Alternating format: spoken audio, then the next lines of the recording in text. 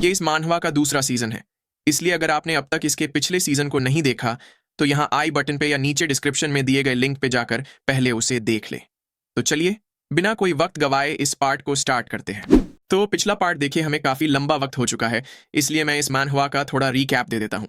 अब तक इस मानहवा में मेन विलन था टाइपिंग कल्ट, जिसे कई लोगों ने साथ मिलकर हरा दिया था। इसके बाद इंपीरियल महल में राजा और हेड यूनक काओ तेंग के गुजर जाने से 10 अटेंडेंट्स के पास एब्सोल्यूट पावर आ गई थी, लेकिन युआन शाओ ने कुछ वॉरलॉर्ड्स के साथ मिलकर उन्हें भी खत्म कर दिया। लेकिन इन सब में एक दोंग झुओ नाम का वॉरलॉर्ड काफी पावरफुल बन जाता है और गुजर चुके राजा के दोनों बेटों को अपने कब्जे में लेकर इनडायरेक्टली कंट्री पे राज करने लगता है। इसके खिलाफ लड़ाई करने के लिए युआन शाओ ने कई और वॉरलॉर्ड्स के साथ मिलकर उसके खिलाफ जाना शुरू कर दिया। इन वॉरलॉर्ड्स में काओ काओ, सुन जियान, झांग फेई, लू बेई और गुआन यू जैसे लोग भी शामिल थे। लेकिन कुछ वक्त बाद दोंग झुओ पूरे लोयांग कैपिटल सिटी को जला देता है और उनका बैटल ठंडा पड़ जाता है।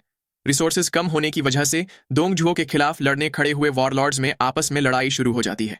इसी बीच सुन जियान एम्परर का इंपीरियल सील अपने कब्जे में ले लेता है, जिससे गुस्सा होकर युआन शाओ अपने लू बाओ नाम के वॉरलॉर्ड को उसके खिलाफ बैटल करने भेज देता है और उसी लड़ाई में सुन जियान मारा जाता है। वहीं दूसरी ओर वोंगवा भी अपनी डिसाइपल सियोन से शादी कर लेता है। फिर वो कुछ दिन अपने ससुराल में गुजारकर किसी से मिलने जाने का प्लान बनाता है। इसके बाद हमें साल 192 के जनवरी महीने में यांगदोउ काउंटी का सीन दिखाया जाता है। कोई बंदा एक घर के पास जा रहा होता है। उस बंदे ने वहां घर के बाहर बैठे बंदे को भाई बोलकर आवाज लगाई। उसने बताया कि हमें कुछ खबर मिली है। दरअसल ये बंदा कोई और नहीं बल्कि झुग लियांग होता है, जो बचपन में अपने छोटे भाई जून का इलाज करवाने वंगवा के पास गया था।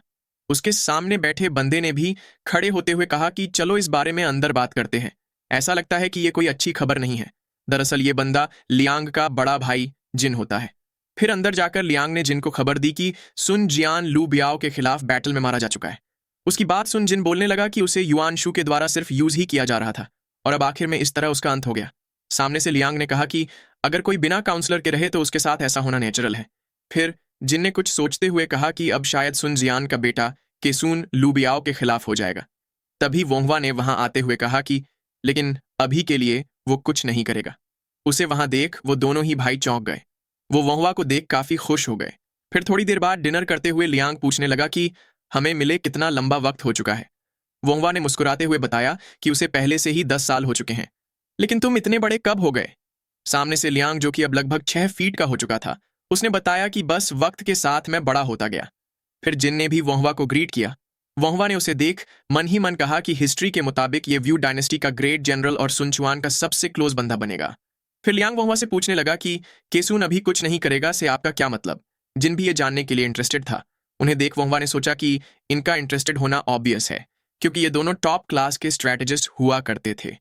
इतना सोच उसने बोलना शुरू किया कि केसून ने अभी तक अपनी खुद की पावर एस्टैब्लिश नहीं की।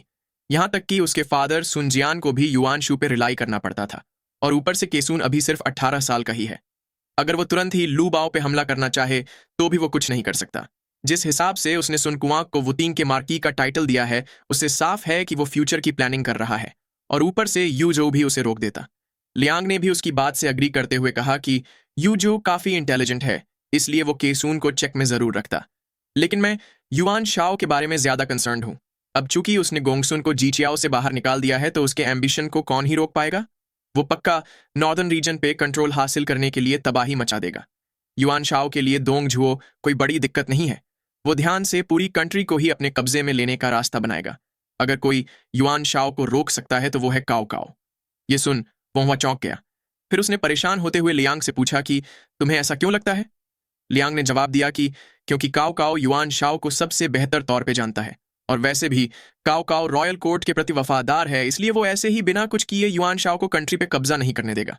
लेकिन क्या हम ये वाकई में कह सकते हैं कि काओ काओ के खुद के कोई एम्बिशन नहीं होंगे? ये सुन वहां टेबल पे कुछ देर के लिए सन्नाटा छा गया। वह मन ही मन सोचने लगा कि मैं हिस्ट्री अच्छे से जानता हूं, लेकिन आखिर इस बंदे ने पूरी दुनिया को इतने साफ तौर पे कैसे देख लिया? क्या ये हकीकत जैसा हिस्ट्री और नॉवल में लिखा गया है उससे बेहतर है? तभी जिन ने भी बोलना शुरू किया कि मैं भी लियांग की बात से सहमत हूं, लेकिन जैसे केसून के पास इंटेलिजेंट सलाह देने वाला यूजू है, वैसे ही काओ काओ के पास वोंगवा यानी कि हुआतो है, राइट? इतना बोल उसने वोंगवा की ओर देख कहा कि मुझे यकीन है कि आप काओ काओ को अच्छे से सीधा कर दोगे। लियांग ने भी उसकी बात से अग्री करते हुए कहा कि आखिरकार वोंगवा और काओ काओ स्वॉन ब्रदर हैं। उनकी बातें सुन वोंगवा को भी वो बर्डनसम लगा। फिर उसने खुद को संभालते हुए सोचा कि मुझे इस ट्रेजेडी को हर हाल में रोकना ही होगा। इतना सोच उसने भी पूरी डिटर्मिनेशन के साथ कहा कि मैं अपनी पूरी कोशिश करूंगा। फिर हमें कुछ देर बाद का सीन दिखाया जाता है। वोंगवा को वहां से जाता देख लियांग बोलने लगा कि अभी तो तुम्हें आए ज्यादा वक्त भी नहीं हुआ, क्या तुम ऑलरेडी जा रहे हो? वोंगवा ने बताया कि मुझे छुए काउंटी जाना ही होगा, इसलिए मैं सुबह निकल जाऊंगा। ये सुन जिन ने पूछा कि क्या आप सुन जियान को श्रद्धांजलि देने जा रहे हो? वोंगवा ने उसे हाँ में जवाब दिया। ये सुन जिन पूछने लगा कि क्या मैं भी आपके साथ आ सकता हूं? वोंगवा ने पूछा कि क्या तुम भी उन्हें कंडोलेंसेस देना चाहते हो? जिन ने हाँ में जवाब देते हुए बताया कि मैं वू कमांडरी को अपनी आंखों से देखना चाहता हूं। ये सुन वोंगवा सोचने लगा कि क्या ये वू कमांडरी को असेस करना चाहता है। इसे जरूर अपना फ्यूचर वर्क प्लेस एडवांस में देखना होगा। इतना सोच उसने जिन से कहा कि मैं सुबह आकर तुम्हें पिकअप कर लूंगा। जिन ने भी उसे थैंक यू कहा। फिर उसने लियांग से पूछा कि क्या तुम हमारे साथ आना चाहते हो? लियांग ने ना में जवाब देते हुए बताया कि मेरा केसून से पहचान करने का कोई इरादा नहीं है। ये सुन जिन ने पूछा कि तो क्या तुम्हारे दिमाग में कोई और है? लियांग ने कहा कि मैं तुमसे किसी अलग बंदे को सर्व करूंगा। ये सुन जिन ने मुस्कुराते हुए पूछा कि अगर वो बंदा फ्यूचर में मेरे खिलाफ हो तो भी? लियांग ने कहा कि अगर ऐसी सिचुएशन आई तो हम चुपके से अपने ओपिनियंस अलाइन कर लेंगे। उनकी बातें सुन वोंगवा सोचने लगा कि इसका मतलब कि जिन और लियांग के मिली भगत होने के रूमर्स झूठ नहीं थे। दरअसल हिस्ट्री में ऐसे रूमर फैले थे कि जिन जो कि सुनचुआन को सर्व करता था, उसने लियांग का साथ पाने के लिए उसे खत भेजा था। बाद में सुनचुआन को आगे आकर क्लैरिफाई करना पड़ा था कि जिन ऐसा कुछ करने वाला बंदा नहीं है। इसके बाद सीन यांग जॉ प्रीफेक्चर की वो कमांडरी की छुए काउंटी पे शिफ्ट होता है। ये सुन फैमिली का रेजिडेंस होता है। वहां पर सुन जियान का बेटा केसून वोंगवा को ग्रीट कर रहा था। वोंगवा ने भी उसे ग्रीट करते हुए सुन जियान के गुजरने पे कंडोलेंसेस दिए। सुन जियान ने भी उससे कहा कि आपका यहां होना काफी कंफर्टिंग है, असिस्टेंट इंपीरियल सेंसरेट। फिर वोंगवा उसे देख बोलने लगा कि तुम ठीक नहीं लग रहे। सामने से केसून ने बताया कि मैं तो सह लूंगा, लेकिन मैं अपनी मां के बारे में ज्यादा चिंतित हूं। फिर जून ने भी अपना इंट्रोडक्शन देते हुए उसे ग्रीट किया। उसने भी सुन जियान के गुजरने पे केसून को कंडोलेंसेस दिए। वोंगवा ने केसून को बताया कि ये जून तुम्हारी उम्र के लोगों में एक रिमार्केबल टैलेंट है, इसलिए मैं उसे तुमसे इंट्रोड्यूस करना चाहता था। केसून ने भी उसकी बात सुन कहा कि अगर असिस्टेंट इंपीरियल सेंसरेट ऐसा बोल रहे हैं तो ये वाकई में एक ग्रेट बंदा होगा। तभी कोई चिल्लाते हुए उसे आवाज लगाने लगा। एक सर्वेंट ने उसे बताया कि ग्रैंड मैडम फिर से बेहोश हो गई है। ये सुन केसून चौंक गया। वोंगवा ने जून से कहा कि मैं जल्द ही वापस आऊंगा। इतना बोल वो केसून के साथ अंदर जाने लगा। जून भी वहां आसपास का एरिया देखने लगा। केसून ने वोंगवा को बताया कि मेरी मां दुख की वजह से ऑलरेडी 3 बार बेहोश हो चुकी है। वो ठीक से खाना भी नहीं खा रही। वोंगवा ने उससे थोड़ा गर्म पानी लाने को कहा।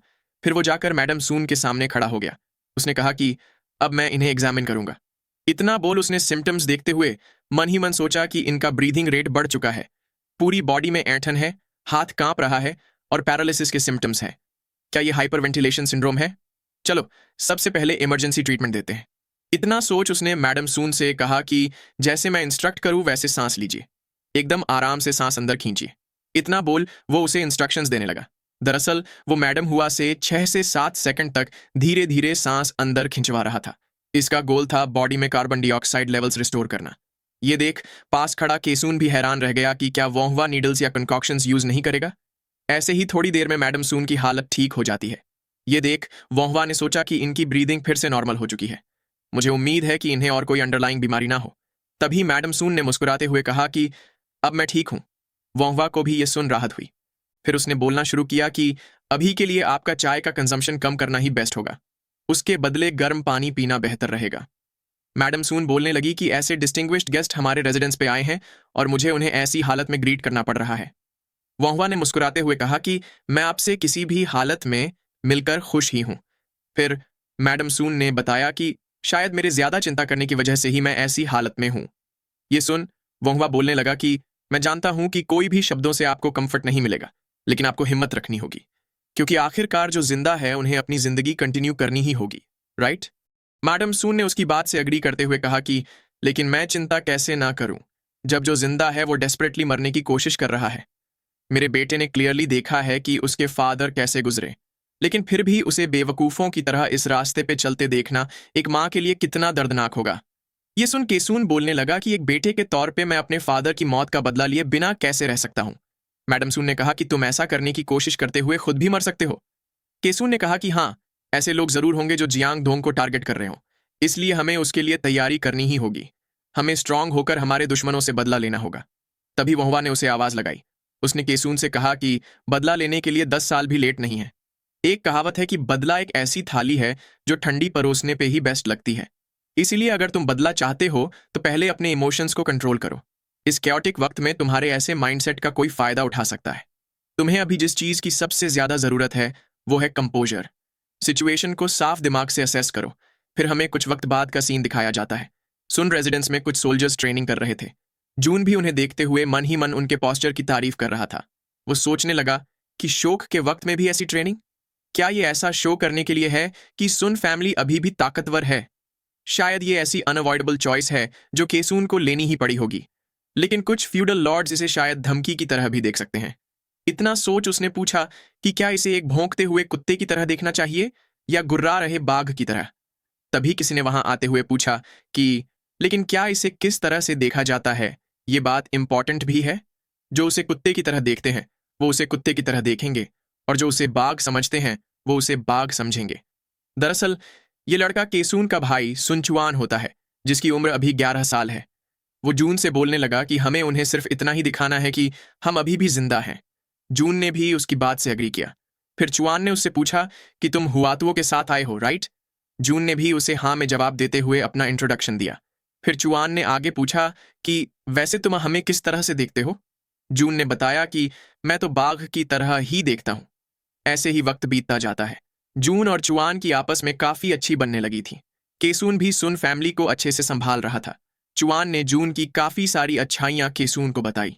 वहीं वोंहवा भी मैडम सून का इलाज करने में लगा हुआ था। इसके बाद हमें कुछ वक्त बाद का सीन दिखाया जाता है। केसून वोंहवा से बोल रहा था कि हम आपके कर्ज में हैं असिस्टेंट इंपीरियल सेंसोरेट।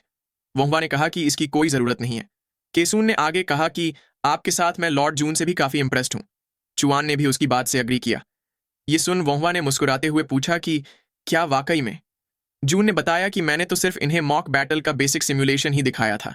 तभी वहां पर कोई आ गया। ये मैडम सून होती है। मैडम सून ने कहा कि मैं हुआतुओं को प्रॉपरली ग्रीट करना चाहती थी। उसके पास खड़ी लेडी ने भी कहा कि हमें हुआतुओं को ग्रीट करके खुशी हुई। उसने थोड़ा तोतलाते हुए कहा कि मेरी बड़ी बहन को बचाने के लिए तुम्हारा शुक्रिया। उसे देख वोंहवा सोचने लगा कि ये रोमांस ऑफ 3 किंगडम नॉवल में जैसा लिखा है वैसा ही है। सुन जियान की पहली बीवी लेडी वू है, जिनसे उनके बच्चे केसून, चुआन, यी सुन और गुआंग हुए हैं। फिर उसकी कॉन्क्यूबाइन ने उसके सबसे यंग बेटे सुन लांग को जन्म दिया। उसकी बीवी और कॉन्क्यूबाइन दोनों बहनें हैं। तभी मैडम सून कॉन्क्यूबाइन को देख पूछने लगी कि ये अचानक से तुम्हारी आवाज ऑकवर्ड कैसे हो गई? ये सुन वो कॉन्क्यूबाइन भी सरप्राइज हो गई। वहीं वोंहवा भी उनकी बातें सुन चौंक गया। उसने तुरंत ही कॉन्क्यूबाइन को यंग मैडम कहते हुए आवाज लगाई। उसने परेशान होते हुए कहा कि आपको तुरंत ही एग्जामिन होना होगा। फिर हमें थोड़ी देर बाद का सीन दिखाया जाता है। वोंहवा ने यंग मैडम से पूछा कि आपको बोलने में दिक्कत होना कब शुरू हुआ था? पास खड़ी मैडम सून ने बताया कि कुछ वक्त पहले तो सब कुछ ठीक था। यंग मैडम भी बोलने लगी कि मुझे ये नहीं पता, क्या मेरी आवाज वाकई में अजीब साउंड कर रही है? उसे फिर से तोतलाते देख वोंहवा ने मन ही मन सोचा कि ये तो वाकई में डिसार्थ्रिया है। इसे पता नहीं है कि इसे ये हुआ है। ये स्ट्रोक के अर्ली सिम्टम्स हैं। इसकी शुरुआत हुए ज्यादा वक्त नहीं हुआ और इसके चेहरे पर कोई पैरालिसिस या सेंसरी डिस्टर्बेंस भी नहीं है। साथ ही इसकी मूवमेंट्स में भी कोई दिक्कत नहीं है। इतना सोच उसने यंग मैडम से पूछा कि ये कौन सा दिन है? सामने से उसने तोतलाते हुए बताया कि फरवरी का 3रा दिन। फिर वोंहवा ने उससे उसके बेटों का नाम भी पूछा, जिसका उसने सही जवाब दे दिया। ये सुन वोंहवा ने सोचा कि इसे लैंग्वेज समझने में दिक्कत नहीं हो रही, लेकिन उसे एक्सप्रेस करने में मुश्किल हो रही है। क्या इसका मतलब यह है कि नुकसान हुई जगह लोकलाइज्ड है? इतना सोच उसने अपना एक्स-रे विजन ओपन कर दिया। ऐसा करते ही उसे दिमाग के एक हिस्से में क्लॉट दिखाई दिया। ये देख वोंहवा परेशान होकर सोचने लगा कि ये तो सीरिब्रल इन्फार्क्शन है। अगर ये ब्रेन हेमोरेज होता तो मैं कुछ नहीं कर पाता, लेकिन अब मैं इसे ट्रीट कैसे करूं? ये क्लॉट काफी अंदर है, इसलिए मैं उस पर सर्जरी नहीं कर सकता। साथ ही अगर मैं उसे अप्रोच करूं तो भी थ्रोम्बोलिसिस करना इम्पॉसिबल है और स्टेंटिंग का तो सवाल ही नहीं है। लेकिन अच्छी बात यह है कि हमने इसे जल्दी ढूंढ लिया है और वो क्लॉट ज्यादा बड़ा नहीं हुआ। अभी के लिए ब्रेन का प्रेशर कम करके और ज्यादा क्लॉट्स बनने से रोकने के अलावा मेरे पास और कोई चॉइस नहीं है। इतना सोच उसने यंग मैडम को बैठाते हुए कहा कि आपके लिए अभी बैठे रहना ही बेहतर होगा और जितना हो सके उतना अपने सिर को मूव मत करना। ये सुन यंग मैडम ने पूछा कि ये कौन सी डिजीज है? वोंहवा ने मुस्कुराते हुए बताया कि ये तो सिर्फ एक ऐसी डिजीज है जिससे सिर थोड़ा डिजी फील होता है। इसके बाद हमें अगले दिन का सीन दिखाया जाता है। वोंगवा मैडम सून और केसून को कुछ बात करने के लिए बाहर ले आया था। मैडम सून भी उससे पूछने लगी कि मेरी छोटी बहन को कौन सी डिजीज है। वोंगवा ने बताया कि उसे स्ट्रोक की डिजीज हुई है।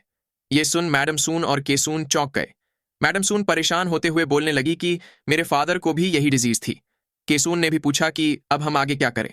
वोंगवा ने बताया कि हमने इसे जल्दी ढूंढ लिया है, इसलिए अभी भी उम्मीद है, और वो क्लॉट भी ज्यादा बड़ा नहीं है, और किस्मत से ये गीको ट्रीज के बडिंग का सीजन है। दरअसल गीको में ब्लड क्लॉट्स को डिसॉल्व करने की और नसों को चौड़ा करने की प्रॉपर्टीज होती है।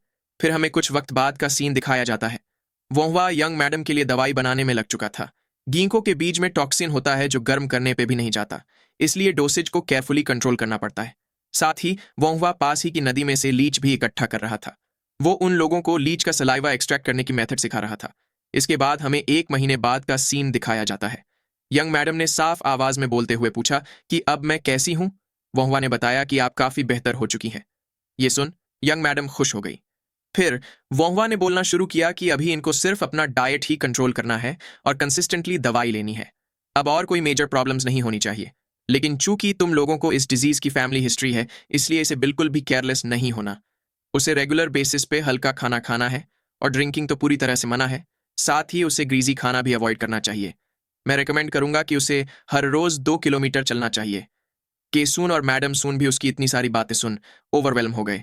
फिर केसून वोंगवा से बोलने लगा कि मेरी दोनों माओं को ठीक करने के लिए मैं अपने दिल से आपको चेरिश करता हूं। ये सुन वोंगवा ने कहा कि तो फिर रेकलेसली एक्ट मत करना और आराम से जीना। मुझे भी तुम पर पूरी जिंदगी रिलाई करना है, इसलिए अगर तुम जल्दी मर गए तो ये मेरे लिए भी दिक्कत होगी, और ऐसा करने के लिए तुम्हें अपने साथ एक स्ट्रैटेजिस्ट रखना चाहिए। और ये बात मत भूलना कि कंपोजर ही सबसे जरूरी चीज है। जब तुम्हारा स्ट्रैटेजिस्ट तुम्हें कुछ सलाह दे तो अपने इमोशंस में मत बह जाना और उसे ध्यान से सुनना। और भूलना मत कि अगर तुम मरना नहीं चाहते तो हमेशा अपने गुस्से को काबू में रखना। केसून ने भी झिझकते हुए उसे ठीक है कहा। फिर यंग मैडम ने पूछा कि क्या तुम पे स्टेट वापस जा रहे हो। वोंगवा ने उसे हाँ में जवाब दिया। ये सुन केसून ने जून से पूछा कि तो फिर तुम भी वापस जा रहे होंगे। जून ने भी मुस्कुराते हुए उसे हाँ में जवाब दिया। वो दोनों एक दूसरे को ग्रीट करने लगे। फिर वोंगवा और जून ने उनसे कहा कि तो अब हम लोग निकल रहे हैं। केसून और मैडम सून ने भी उन्हें अपना ख्याल रखने को बोला, और ऐसे ही जून और वोंगवा वापस जाने के लिए निकल गए। रास्ते में जाते हुए वोंगवा ने जिनसे पूछा कि तुम्हें यह जगह खुद से देखकर कैसा फील हो रहा है। जिन ने बताया कि मेरे हिसाब से यहाँ काफी चीजों को फिक्स होने की जरूरत है, लेकिन फिर भी मेरी फर्स्ट इंप्रेशन उतनी भी बुरी नहीं है। खेत की उपज डिसेंट है और वेदर भी अच्छा है। मैं इस जगह को फिर कभी विजिट करना चाहूंगा। फिर वोंगवा ने आगे पूछा कि तुम वापस यांगदो जाकर क्या करने का प्लान कर रहे हो। जिन ने बताया कि मैं अपनी फैमिली की तरह खेती करना कंटिन्यू करूंगा। उसकी बात सुन वोंगवा बोलने लगा कि तुम्हारी बात तो ऐसी लग रही है जैसे तुम खुद को सिक्लूड कर रहे हो। जिन ने बताया कि मैं तो सिर्फ सही वक्त का इंतजार कर रहा हूं। ये सुन वोंगवा कंफ्यूज हो गया। जिन ने बताया कि मैं उस वक्त का इंतजार कर रहा हूं जब किसी को एक स्ट्रैटेजिस्ट चाहिए हो, जैसे कि जब दुनिया में हर तरफ केओस हो जाए। ये सुन वोंगवा ने कहा कि मेरे हिसाब से तो अभी की सिचुएशन भी कैओटिक ही है। जिन ने कहा कि ऐसी मुश्किल तो हमने पहले भी पार की हुई है। तभी वोंगवा ने कहा कि लेकिन अगर दोंग झुओ मर जाए तो चीजें बदल जाएंगी। दोंग झुओ का लक अब खत्म हो रहा है, इसलिए वो जल्द ही पावर से हट जाएगा, और जब वैसा हो तब कई सारे फ्यूडल लॉर्ड्स एम्परर को खुद के कब्जे में लेने के लिए तबाही मचा देंगे। ऐसे भी कुछ लोग होंगे जो आगे आकर एम्परर को प्रोटेक्ट करें। लेकिन इससे मुझे लियांग की एक बात याद आती है, आखिर एम्बिशंस किसके नहीं होते, शायद तभी हम उसे केओस कह सकते हैं। इसके बाद हमें बताया जाता है कि साल 192 के जनवरी महीने में काओ काओ को दोंग कमांडरी का एडमिनिस्ट्रेटर बनाया गया। फरवरी के महीने में 10 लाख येलो टर्बन्स ने यान जाओ पे हमला कर दिया और रेंचेंग और दोंगपिंग स्टेट को कैप्चर कर लिया। फिर मार्च के महीने में वोंगवा वापस चियाओ काउंटी चला आता है, लेकिन घर पहुंचते ही उसे पता चलता है कि उसका भाई बीमार था, इसलिए उसे उसका इलाज करने हाउस विजिट पे जाना था। ये पढ़ वोंगवा परेशान होकर सोचने लगा कि येलो टर्बन आर्मी की वजह से चीजें जरूर मुश्किल होगी। काओ काओ दोंग कमांडरी का एडमिनिस्ट्रेटर है, इसीलिए मैंने सोचा था कि वो उसे संभाल लेगा। दरअसल वोंगवा ऐसा इसलिए सोच रहा था क्योंकि उसका भाई हवाबोक, जिस दुनचू काउंटी का मैजिस्ट्रेट है, वो काओ काओ की दोंग कमांडरी के अंदर ही आता है। मैडम हुआ वोंगवा से बोलने लगी कि वो बता भी नहीं रहा कि उसे क्या हुआ है। क्या तुम जाकर उसे विजिट कर सकते हो। वोंगवा ने उन्हें हाँ में जवाब दिया। वो मन ही मन हवाबोक को गालियां देते हुए बोलने लगा कि उसे कम से कम ये तो बताना चाहिए था कि उसे क्या बीमारी हुई है। तभी ओबो और बियॉन ने वहां आते हुए पूछा कि मास्टर, क्या हम निकलने की तैयारी शुरू कर दें। वोंगवा ने उन्हें ना में जवाब देते हुए बताया कि मैं अकेला जा रहा हूं, तुम मास्टर झांग के साथ यहीं रहकर पढ़ाई करो। येलो टर्बन्स और ब्लैक माउंटेन बैंडिट्स की वजह से स्थिति काफी केओस में है, इसलिए अगर हम साथ गए तो ये खतरनाक होगा। इसलिए सबका यही इंतजार करना बेहतर होगा। वहीं सियोन भी उसकी बात सुन परेशान हो गई। वोंगवा ने उसके पास जाते हुए कहा कि तुम चिंता मत करो, मैं सही सलामत वापस आ जाऊंगा। अगर कुछ भी हुआ तो मैं सबसे पहले हर हाल में वहां से भाग निकलूंगा। तो चलो, जल्द ही मिलते हैं। सियोन ने भी मुस्कुराते हुए उसे सेफली वापस आने के लिए बोला। वहीं सारा भी दूर से उन्हें ही देख रही थी। वो चिढ़ते हुए बोल रही थी कि ये मुझे काफी एंग्शियस कर रहा है। इतना बोल वो गुस्से से चिल्लाने लगी। ओबो और बियॉन को भी समझ नहीं आया कि वो ऐसा क्यों कर रही है। फिर हमें अप्रैल की शुरुआत में दोंग कमांड्री का सीन दिखाया जाता है। ये दुनचू काउंटी का प्रिफेक्चरल ऑफिस होता है। वोंगवा वहां पहुंच चुका था। उसने किसी कमरे में जाते हुए ह्वाबोक को आवाज लगाई। ह्वाबोक उसे देख कर आहते हुए पूछने लगा कि क्या तुम आ गए। वोंगवा ने भी उसे देख सोचा कि ये इतना तो कितना बीमार है कि खड़ा भी नहीं हो पा रहा। इतना सोच उसने ह्वाबोक को बैठाते हुए पूछा कि क्या आपको इतना दर्द हो रहा है कि आप बैठ भी नहीं पा रहे। ह्वाबोक ने बताया कि मेरी पीठ पे बॉयल अपीयर हो गया है, लेकिन वो आसानी से नहीं जा रहा। वोंगवा ने देखा तो वो बॉयल काफी बड़ा था। ये देख वोंगवा गुस्से से पूछने लगा कि ये इतना बड़ा हो गया, तब तक तुम क्या कर रहे थे। फिर उसने मन ही मन सोचा कि ये तकरीबन 6 सेंटीमीटर बड़ा है। अगर ये इससे ज्यादा बड़ा हो जाता तो काफी दिक्कत हो जाती। बॉयल्स कोई छोटी बीमारी नहीं है। यहां तक कि जोसियोन डायनेस्टी, जो कि अभी कोरिया है, उसका किंग भी इसी बीमारी से मरा था। ये उस स्टेज से निकल चुका है जहां ये नेचुरली हील हो जाए। इसे देखकर लगता है कि सूजन काफी बढ़ चुकी है। इतना सोच उसने ह्वाबोक से पूछा कि क्या तुम्हें याद है कि ये कब शुरू हुआ था। ह्वाबोक ने बताया कि ये तकरीबन आधे महीने से ग्रो होना शुरू हुआ है। मैंने हर तरह की मेडिसिन यूज करने की कोशिश की, लेकिन ये ठीक नहीं हो रहा। अब हम क्या करें। वोंगवा ने हंसते हुए उसे चिंता न करने को बोल बताया कि मैं इसे अच्छे से पकाकर उसे काट कर ओपन कर दूंगा। अगर हम इसे तुम्हारे होश में होते हुए काट कर रिमूव करें तो तुम मर सकते हो, लेकिन चिंता मत करो क्योंकि हमारे पास एनेस्थेटिक्स और एंटीबायोटिक्स अवेलेबल है। ह्वाबोक भी उसकी बातें सुन डर गया। फिर वोंगवा उसे चेक करने लगा। वो कुछ जानकर गुस्से से पूछने लगा कि आखिर तुमने इतनी तो कितनी ड्रिंक पी थी कि तुम्हारी पल्स ऐसी हो गई।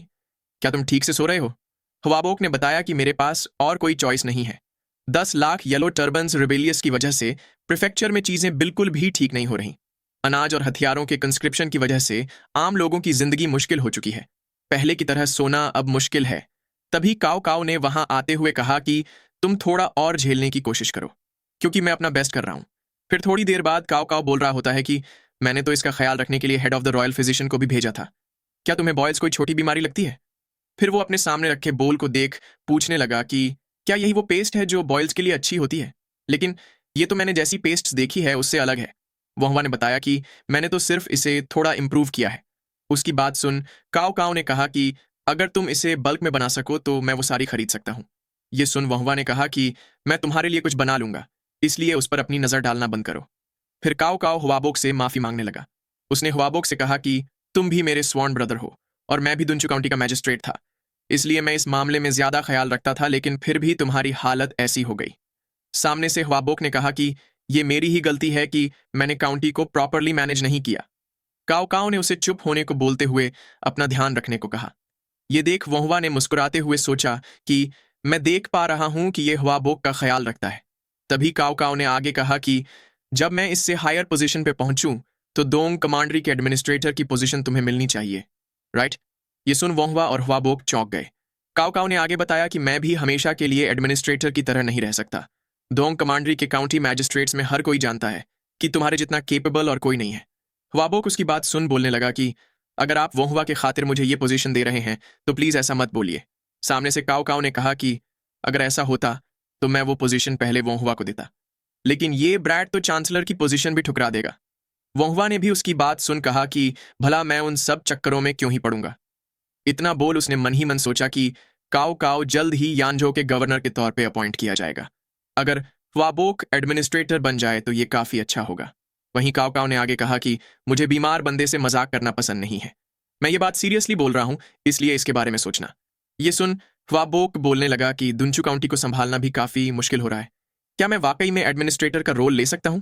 सामने से काव काव ने बताया कि जितनी पोजीशन हायर होती है उतना ही नीचे के लोग ज्यादा काम करते हैं।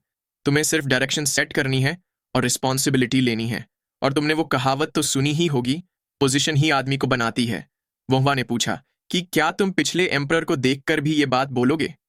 मैं इस बात से अग्री नहीं करता कि पोजीशन ही आदमी को बनाती है। पोजीशन तो सिर्फ आदमी की असली सच्चाई सामने लाएगी। काओ काओ भी उसकी बात सुन मुस्कुरा दिया। वो पूछने लगा कि तो क्या तुम ये कहना चाहते हो कि जो बंदा काबिल नहीं है वो कोई भी पोजीशन मिलने पे नाकाबिल ही रहेगा? तो फिर तुम्हारा मेरे बारे में क्या ख्याल है? अगर मुझे पावर मिल जाए तो मैं कैसा होऊंगा?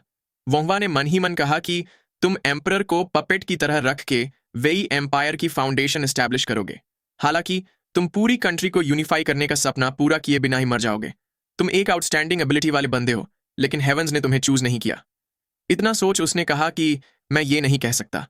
मुझे फ्यूचर के बारे में पता नहीं है, लेकिन मुझे लगता है कि तुम ऐसा कुछ नहीं करोगे जिससे तुम्हारी पोजीशन बदनाम हो। दरअसल वोंगवा यहाँ असल हिस्ट्री में जो हुआ था उससे उल्टा बोल रहा था, क्योंकि असल हिस्ट्री में काओ काओ एक बहुत ही बुरा बंदा हुआ करता था। वहीं वोंगवा ने अपनी बात जारी रखते हुए कहा कि अगर मुझे चांस मिला तो मैं तुम्हें रोकने की पूरी कोशिश करूंगा जब तुम सीधे रास्ते से भटक जाओ। काओ काओ ने भी मुस्कुराते हुए कहा कि मुझे इसकी उम्मीद रहेगी। इसके बाद वोंगवा हुआबोक के इलाज में लग जाता है। वोंगवा उसके लिए दवाइयां भी बना रहा था। ऐसे ही कुछ वक्त बीत जाता है और साल 192 का मई महीना आ जाता है। हुआबोक वोंगवा से पूछ रहा था कि क्या कुछ प्रोग्रेशन हुआ? वोंगवा ने उसके बॉयल को देखते हुए हाँ में जवाब दिया। वो शातिर मुस्कान के साथ बोलने लगा कि यह अच्छे से पक चुका है। ये सुन हुआबोक ने परेशान होते हुए पूछा कि क्या तुम इसे अभी तुरंत ही ट्रीट करने वाले हो? वोंगवा ने बताया कि इसे ऐसे ही छोड़ना अच्छा नहीं है। इतना बोल उसने अपने पीछे देखा। वो वहां खड़े काओ काओ से पूछने लगा कि तुम यहाँ क्या कर रहे हो? काओ काओ ने बताया कि मैंने सोचा इसे ऑब्जर्व करना अच्छा होगा, क्योंकि मेरी फैमिली में भी कुछ लोगों को बॉयल्स है। मैं यहाँ कोने में चुपचाप खड़ा रहूंगा। वोंगवा ने उससे कहा कि तो फिर यहाँ से 3 मीटर दूर रहना। काओ काओ ने भी उसे ठीक है कहा। फिर हुआबोक ने वोंगवा से पूछा कि क्या तुम जिन पेशेंट्स को ट्रीट करते हो उन्हें ऐसा फील होता है? मुझे याद है कि मैंने तुम्हारे मेडिकल आर्ट्स पे कितना डाउट किया था, कैसे मैंने तुम्हें बार बार सक्सेस और फेम अचीव ना करने के लिए डांटा था। तभी वोंगवा ने शातिर मुस्कान के साथ उसकी पीठ पे झापड़ मारते हुए कहा कि माँ को ऐसा फील हुआ होगा। तो अब तुम अपना मुंह बंद करो बूढ़े आदमी। इतना बोल उसने हुआबोक को एनेस्थीसिया का इंजेक्शन दे दिया। हुआबोक को भी धीरे धीरे नींद आने लगी। तभी वोंगवा ने उसे कुछ और जगह इंजेक्शंस लगाते हुए कहा कि इस तरह के सिंपल बॉयल के लिए तुम्हें जनरल एनेस्थीसिया की कोई जरूरत नहीं है। इतना बोल उसने उस बॉयल को काटना शुरू कर दिया। उसने मन ही मन सोचा कि ये परफेक्टली पक चुका है, इसमें कोई भी टिश्यू इन्वेजन या इन्फ्लेमेशन नहीं फैल रहा। मुझे ऐसा सेटिस्फाइंग ऑपरेशन किए हुए काफी लंबा वक्त हो चुका है। काओ काओ ने भी उसे देख सोचा कि ये वोंगवा यूजुअल से थोड़ा अलग है। ये ऐसा फील हो रहा है जैसे खराब दांत निकाला जा रहा हो। वहीं वोंगवा ने भी उस बॉयल पे कोई टूल रखते हुए सोचा कि अब मुझे सिर्फ इसका कोर ही निकालना है। इतना बोल उसने वो टूल खींच लिया। उसने उस बॉयल का कोर निकालकर साइड में रख दिया। वो मुस्कुराते हुए सोचने लगा कि ये काफी अमेजिंग था। उसने हुआबोक को बताया कि ये कंप्लीट हो चुका है। अब हमें सिर्फ टांके लगाकर डिसइंफेक्ट करना है और नए टिश्यू के ग्रो होने का इंतजार करना है। तो चलो अब मैं काओ काओ को एग्जामिन करूंगा। ये सुन काओ काओ झिझकते हुए बोलने लगा कि मेरा अगली बार कर लेना। लेकिन वोंगवा ने उसे खींचते हुए कहा कि ऐसे ही डर और आलस की वजह से लोग चेकअप्स पोस्टपोन करते हैं जब तक काफी देर ना हो जाए। फिर वो काओ काओ को चेक करने लगा। उसने मन ही मन सोचा कि स्ट्रेस की वजह से इसकी नींद में कमी लगती है, लेकिन कुछ भी अजीब नहीं है और इसे कोई सिम्टम्स भी नहीं है। इतना सोच उसने काओ काओ से पूछा कि क्या तुम्हें कहीं अनकंफर्टेबल फील हो रहा है? काओ काओ ने बताया कि मुझे कभी कभार सिर दर्द होता है। वो ज्यादा बार नहीं होता, लेकिन वैसा जब भी होता है तो मुझे डिजी फील होता है, जैसे दुनिया घूम रही हो। अभी भी मुझे थोड़ा डिजी फील हो रहा है। ये सुन वोंगवा ने सोचा कि तो फिर ये जरूर बिनाइन पैरोक्सिस्मल पोजिशनल वर्टिगो हो सकता है। काओ काओ ने आगे बताया कि इसके अलावा मुझे और कोई दिक्कत नहीं है। वोंगवा ने भी थोड़ा गुस्सा दिखाते हुए कहा कि अगर तुम्हारे सिर में जरा सी भी दिक्कत हो तो तुम्हें मुझे तुरंत ही बता देना चाहिए। काओ काओ ने पूछा कि मुझे कौन सी डिजीज हुई है। वोंगवा ने मन ही मन सोचा कि ओटोलाइट्स, जो कि कान के अंदर की वेस्टिब्युलर सिस्टम से अटैच हुए कैल्शियम कार्बोनेट क्रिस्टल्स होते हैं, वो जब इन्फेक्शन या किसी वजह से अपनी जगह से हिल जाए तो सेंसरी सिग्नल्स को डिसरप्ट करते हैं, जिससे बैलेंस में दिक्कत होती है। इतना सोच उसने काओ काओ को बताया कि ये कान के कुछ इश्यू से होने वाली डिजीनेस है। ये तुम्हें ज्यादातर लेटते या उठते वक्त होता होगा, राइट? काओ काओ ने उसे हाँ में जवाब दिया। फिर वो उससे कुछ पूछ ही रहा था कि तभी वोंगवा ने उसे लिटा दिया। वो ईपली मैन्यूवर करने वाला था। इसमें पहला स्टेप होता है बंधे को लिटाना। फिर उसके सिर को किसी तरफ 45 डिग्री टर्न करो और 30 सेकंड तक उस पोजीशन को होल्ड करना। फिर दूसरी तरफ टर्न करके उस पोजीशन में भी 30 सेकंड होल्ड करना और फिर यही चीज रिपीट करना, और ऐसा करके उससे अच्छा फील होने लगेगा। काओ काओ को भी उसके ऐसा करने से काफी अच्छा फील हो रहा था। वोंगवा ने उससे कहा कि ये चीज कभी अकेले मत करना। दरअसल वोंगवा ऐसा इसीलिए बोल रहा था क्योंकि ऐसा खुद से करने से ओटोलिथ्स फिर से अपनी जगह से हिल सकता है, जो कि काफी खराब होगा। इसीलिए डॉक्टर के पास जाना ही बेस्ट रहता है। फिर वोंगवा ने हुआबोक के पास जाते हुए कहा कि तुम्हारा बॉयल निकाले 15 मिनट हो चुके हैं, इसीलिए वो शांत हो गया होगा। ये सुन ह्वाबोक ने पूछा कि क्या ये अब तक खत्म नहीं हुआ। वोंगवा ने उसे पट्टी लगाते हुए कहा कि बॉयल बर्स्ट हो चुका है और उसकी ओपनिंग रह गई है, इसीलिए हम उसे इस तरह से नहीं छोड़ सकते। तुम्हें 5 दिनों तक इंजेक्शंस और दवाइयां लेनी होगी। फिर ख्वाबोक उससे बोलने लगा कि मेरे खुद का ख्याल ना रखने की वजह से तुम्हें सफर करना पड़ रहा है। ये सुन वोंगवा ने कहा कि अगर ऐसा है तो हर रोज एक्सरसाइज और थोड़ा चल लिया करो। तभी पीछे बैठे काव काव ने पूछा कि तो फिर मुझे अपने बारे में क्या करना चाहिए। वोंगवा ने बताया कि तुम्हारे लिए कोई जवाब नहीं है, तुम्हें ऐसी डिजीज हुई है जो खराब किस्मत होने पे होती है। फिर ख्वाबोक भी वोंगवा को थैंक यू बोलते हुए बोलने लगा कि छोटे भाई का मेडिकल फिजिशियन होना वाकई में काफी मददगार है। ये सुन वोंगवा ने हंसते हुए कहा कि मेरा भाई, जो कि कभी मुझे मेडिसिन की पढ़ाई छोड़ने को बोल रहा था, वो अब काफी बदल चुका है। ख्वाबोक ने भी उससे वो बात भूल जाने को कहा। काव काव भी उन भाइयों को देख सोचने लगा कि इनका बॉन्ड काफी स्ट्रांग है। एक वक्त था जब मेरे भाई भी ऐसे थे। एक बार येलो टर्बन्स निपट जाए तो मुझे अपने भाई कावदे से मिलने जाना चाहिए। फिर थोड़ी देर बाद वो वहां से निकलने लगा। उसने वोंगवा से अपने पीछे आने को बोल कहा कि मुझे तुम्हें कुछ बताना है। वोंगवा भी ये सुन कंफ्यूज हो गया। फिर उसने काव काव के साथ बाहर आते हुए पूछा कि ऐसी तो कैसी जरूरी बात थी कि हमें बाहर आना पड़ा। काव काव ने बताया कि ये डीप कॉन्वर्सेशन है, इसलिए इसका हमारे बीच ही रहना बेहतर है। इतना बोल वो किसी रूम में एंटर हो गए। वोंगवा ने उसकी बातें सुन पूछा कि क्या मुझे इससे डरना चाहिए। काव काव ने बैठते हुए कहा कि ये उतना भी ज्यादा नहीं है, दोंग झुओ मर चुका है। फिर उसने वोंगवा को बताया कि साल 192 के अप्रैल की 23 तारीख को धोंग झुओ लू के द्वारा मार दिया गया था।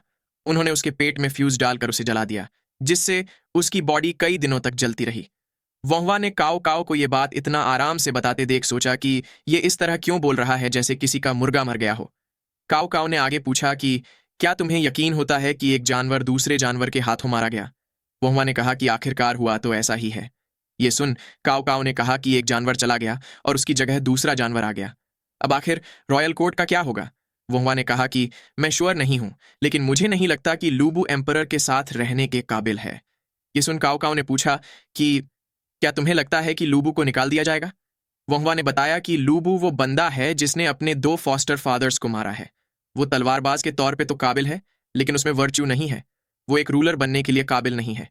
ये सुन काव काव ने पूछा कि अगर ऐसा हुआ तो क्या हमें कंसर्न नहीं होना चाहिए कि वो जानवर सेटल होने की जगह ढूंढने निकलेगा। मान लो कि वैसा हो गया तो क्या हमें लूबू के बारे में कंसर्न नहीं होना चाहिए। उसकी बात सुन वोंगवा ने हिस्ट्री याद करते हुए सोचा कि वो तुम ही थे जिसने लूबू को मारा था। फिर काव काव ने आगे पूछा कि क्या तुम वाकई में सिर्फ अपने भाई के लिए ही यहां आए हो। ये सुन वोंगवा ने पूछा कि क्या तुम इस बारे में कंसर्न हो कि मैं यहां येलो टर्बन्स या ब्लैक माउंटेन बैंडिट्स का इलाज करने आया हूं। सामने से काव काव ने कहा कि तुमने पिछली बार येलो टर्बन रिबेलियन में भी लोगों को बिना भेदभाव किए ट्रीट किया था। ये सुन वोंगवा ने बताया कि मैं यहां जल्दबाजी में आया हूं, इसलिए मैं वैसा नहीं कर सकता। लेकिन अगर वैसी सिचुएशन खड़ी हुई जब मुझे उन्हें ट्रीट करना पड़े तो मैं कोई भेदभाव नहीं करूंगा। मेरे लिए वो सब इंसान ही है। बाहर खड़ा कोई बंदा भी उसकी बातें सुन रहा था। वो वोंगवा की सबको इंसानों की तरह देखने की बात सुन मुस्कुरा दिया। वहीं रूम में काव काव ने वोंगवा से कहा कि तुम बिल्कुल भी नहीं बदले हो, ये राहत की बात है। वोंगवा भी उसकी बात सुन कंफ्यूज हो गया। तभी काव काव ने पीछे से आ रहे उस बंदे को वेनुरो नाम से बुलाकर ग्रीट किया। वेनुरो ने भी वोंगवा को ग्रीट किया। दरअसल इस वेनुरो का असली नाम शून्यू था और वो काव काव का एडवाइजर था। वोंगवा भी उसे देख चौंकते हुए पूछने लगा कि लंच बॉक्स अंकल। दरअसल वोंगवा ने उसे लंच बॉक्स इसलिए बुलाया था क्योंकि हिस्ट्री के मुताबिक जब काव काव वेई एम्पायर का रूलर बना था तब उसने वेनुरो को एक खाली लंच बॉक्स भेजा था।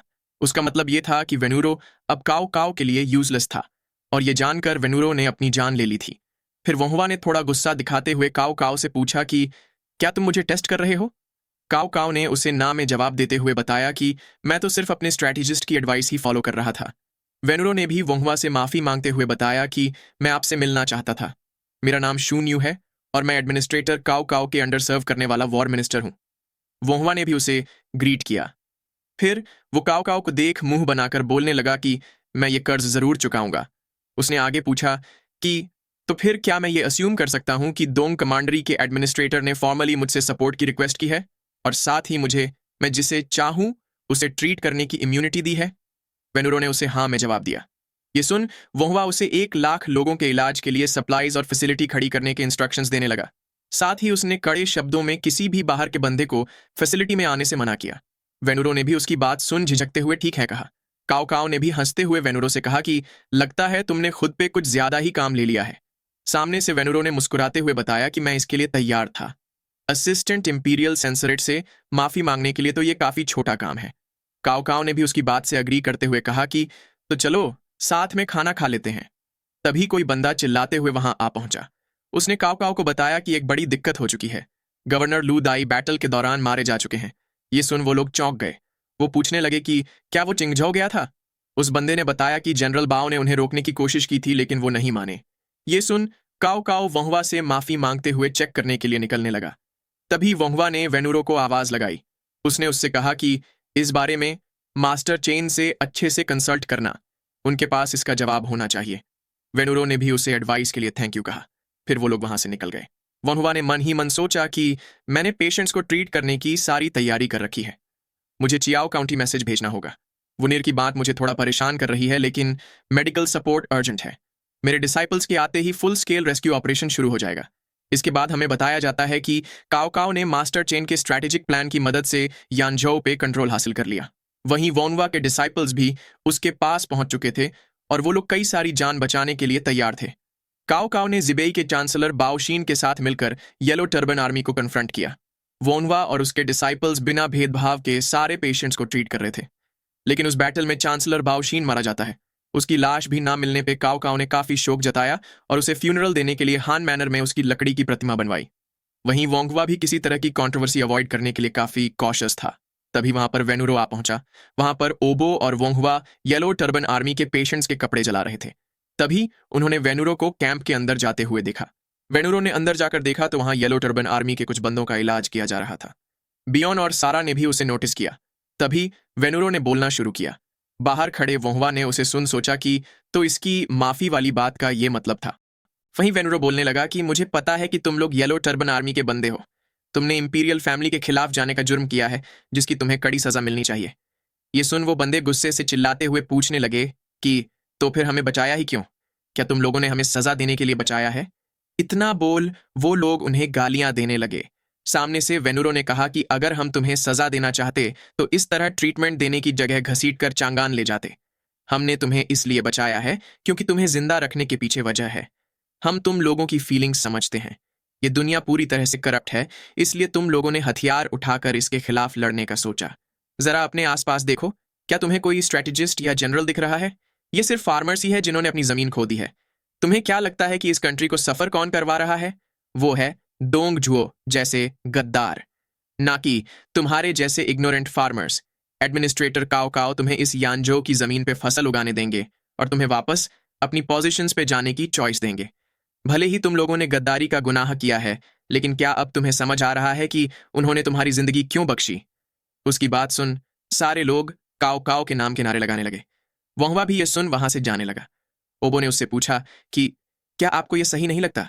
वोंगवा ने बताया कि इन लोगों ने खोने को और जाने को कोई जगह ना होने की वजह से अपनी जान दांव पे लगा के रिबेलियन किया, और अब अगर काओ काओ उन लोगों को सहारा दे रहा है तो मेरे पास उनके बीच पड़ने का कोई कारण नहीं है। लेकिन फिर भी मुझे ये बुरा लग रहा है कि हमें इस तरह से उनके फायदे के लिए यूज किया गया। फिर थोड़ी देर बाद वेनुरो बाहर निकल आया। वो वोंगवा को वहां खड़ा देख चौंक गया। वो परेशान होते हुए पूछने लगा कि क्या तुमने सब सुन लिया? वोंगवा ने मुंह फेरते हुए कहा कि इतनी लाउड आवाज ना चाहते हुए भी सुनाई देती है। लगता है कि तुम्हारा और काओ काओ का शुरुआत से ही ये प्लान था। सामने से वेनुरो ने उससे माफी मांगी। वोंगवा ने उसे वो बात भूल जाने को बोल कहा कि मैं तुमसे एक बात पूछना चाहता हूं। अगर युआन शाओ या किसी और को तुम्हारी ऐसा करने की बात पता चल गई तो क्या ये खतरनाक नहीं होगा? काओ काओ ऐसी बातें फ्रीली नहीं बोल सकता, इसलिए लगता है कि उसकी जगह ये बात तुम्हें बोलनी पड़ी। क्या इसकी जिम्मेदारी तुम्हारे खुद लेने के पीछे कोई वजह है? वेनुरो ने बताया कि ऐसा मास्टर चेन की वजह से है। जब मैं यिंग चुआन छोड़कर जीजो में आया तो युआन शाओ ने हमारी फैमिली को ऑनर्ड गेस्ट की तरह ट्रीट किया, लेकिन मैंने डिटरमिन किया कि युआन शाओ कभी कुछ ग्रेट अचीव नहीं कर पाएगा और उसकी जगह काओ काओ को फॉलो करने का चूज किया। लेकिन काओ काओ के साथ मास्टर चेन ऑलरेडी मौजूद थे। मैं भी ये देख सकता हूं कि वो कितने एक्स्ट्रॉर्डिनरी इंसान हैं। यहां तक कि आपने भी मुझे मास्टर चेन की कंसल्टेशन लेने को बोला था। आप सोच ही सकते हैं कि उनका स्तर कितना ऊंचा है। जब मास्टर चेन ने काओ काओ को यानजो का कंट्रोल हैंड ओवर किया तो मुझे वॉर मिनिस्टर के तौर पे काफी एम्बेरस्ड फील हुआ। ये सुन वोंगवा ने पूछा कि तो इसीलिए तुमने ऐसा किया क्योंकि तुमने सोचा कि तुम्हें कुछ करना होगा? वेनुरो ने उससे अपनी ऐसी साइड दिखाने के लिए माफी मांगी।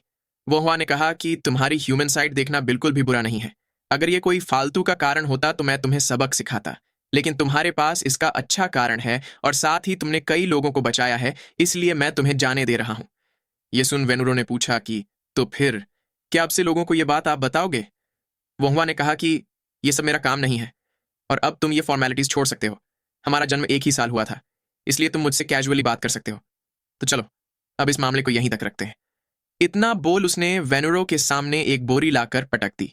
उसने उस बोरी की ओर इशारा करते हुए कहा कि ये येलो टर्बन आर्मी के बचे हुए सामान को तुम खुद ही जलाओ। इसके बाद हमें बताया जाता है कि काओ काओ ने येलो टर्बन आर्मी के बंदों को अपनी तरफ करके उन्हें यानजो का सिटीजन बना दिया। ऐसा करके उसने अपनी आर्मी स्ट्रांग करने के साथ ही रीजन को भी स्टेबलाइज कर दिया। उसने उन येलो टर्बन आर्मी में से यंग बंदों को सिलेक्ट करके 3 लाख लोगों की आर्मी खड़ी की, जिसे उसने चिंगजो सोल्जर्स नाम दिया। फिर उसे युआन शाओ के द्वारा यानजो के गवर्नर के तौर पे अपॉइंट कर दिया गया। फिर हमें दिखाया जाता है कि काओ काओ यानजो के स्टेबलाइज होने की खुशी में सेलिब्रेट कर रहा था। वहां खड़े सारे लोग चीयर्स करने लगे। पास खड़े वोंगवा ने सोचा कि अब चूंकि सिचुएशन रिजॉल्व हो चुकी है तो मुझे तुरंत ही निकल लेना चाहिए। तभी काओ काओ ने उसे थैंक यू बोलते हुए कहा कि तुम्हारी वजह से ही प्रिजनर्स हमारी तरफ आसानी से आ गए। इसे रिवॉर्ड कहना तो कुछ ज्यादा ही हो जाएगा, लेकिन इसे ले लो। ये हिज मैजेस्टी का तुम्हें दोंग कमांड्री के गवर्नर के तौर पे अपॉइंट करने का इंपीरियल एडिक्ट है। ये सुन वह सरप्राइज हो गया। उसने वो एडिक्ट लेते हुए हिज मैजेस्टी को ऑनर दिया। उसने मन ही मन काओ काओ से पूछा कि इस सब केओस के बीच तुमने इसे भी तैयार कर दिया? सामने से काओ काओ ने मुस्कुराते हुए कहा कि मैं तुम्हें एक और फेवर ग्रांट करूंगा। ये सुन वोंगवा ने कहा कि तो फिर प्लीज मास्टर बयान को छोड़ देना। दरअसल वोंगवा ऐसा इसलिए बोल रहा था क्योंकि हिस्ट्री के मुताबिक काओ काओ ने मास्टर बयान को मार दिया था। काओ काओ भी उसकी बात सुन बोलने लगा कि मेरा मास्टर बयान के साथ रिलेशनशिप तो खराब है, लेकिन मेरा उसके साथ पंगा लेने का कोई इरादा नहीं है। वोंगवा ने कहा कि मैं तो ये सिर्फ जस्ट इन केस कह रहा हूं, मैं मास्टर बयान से भी बात करूंगा। इतना बोल उसने मन ही मन सोचा कि मुझे मास्टर चेन को लूबू को यहां लाने से रोकना होगा। इस प्रॉब्लम को शुजो मैसेकर से पहले सॉल्व करना ही होगा। इतना सोच उसने काओ काओ से कहा कि प्रोविंशियल गवर्नर को ऐसे ट्रिवियल मैटर्स का कंसर्न नहीं लेना चाहिए। काओ काओ को भी उसकी बात में पॉइंट लगा। फिर वोंगवा ने आगे पूछा कि क्या चांगान में कुछ जरूरी नहीं हुआ जिस पर तुम्हें ज्यादा कंसर्न होना चाहिए? काओ काओ भी उसकी बात सुन बोलने लगा कि एक और जानवर ने हिज मैजेस्टी को कैप्चर कर लिया है। वो कमीना लूबू भाग निकला। चीजें जैसे तुमने बोला था वैसे ही हो रही है। तुम्हारे वर्ड्स वाकई में अमेजिंग और मिस्टीरियस हैं। ये सुन वोंगवा उसकी बात टालने की कोशिश करने लगा।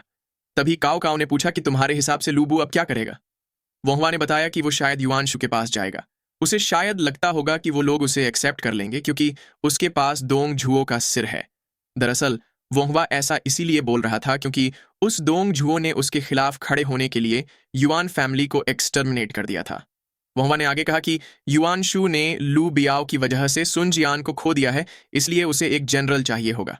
मैंने सुना है कि उसने ऑलरेडी यान प्रोविंस में ट्रूप्स इकट्ठा करना शुरू कर दिया है, इसलिए लू बू वहीं जाएगा। ये सुन काओ काओ ने परेशान होते हुए पूछा कि तो क्या युआन शाओ लूबू को अपने साथ रख लेगा? वोंगवा ने उसे ना में जवाब देते हुए बताया कि लूबू ऐसा बंदा नहीं है जो किसी के अंडर काम कर सके। इसके बाद वहां का सेलिब्रेशन वैसे ही कंटिन्यू रहा। वोंगवा मन ही मन सोच रहा था कि मास्टर चेन को काओ काओ को धोखा देने से रोकने के लिए उनसे सीधा बात करना ही बेस्ट तरीका है, लेकिन इससे उन्हें शक हो सकता है। अभी के लिए मैं रिलीव्ड हूं कि मास्टर बयान की दिक्कत सॉल्व हो चुकी है। अगले साल काओ काओ के फादर काओ सोंग को असैसिनेट कर दिया जाएगा, लेकिन शायद हम उसे उससे पहले ही यहां लाकर बचा सकते हैं। अगर हम काओ सोंग को बचा ले तो शू प्रोविंस का इन्वेजन रोका जा सकता है। इसके लिए मुझे पहले काओ काओ के कजन काओ होंग को मनाना होगा। तभी उसे काओ होंग काओ काओ से बात करता हुआ दिखाई दिया। वो काओ काओ से पूछ रहा था कि तुम अंकल काओ सोंग को यहां कब लाने का प्लान कर रहे हो? काओ काओ ने बताया कि यह आसान नहीं है।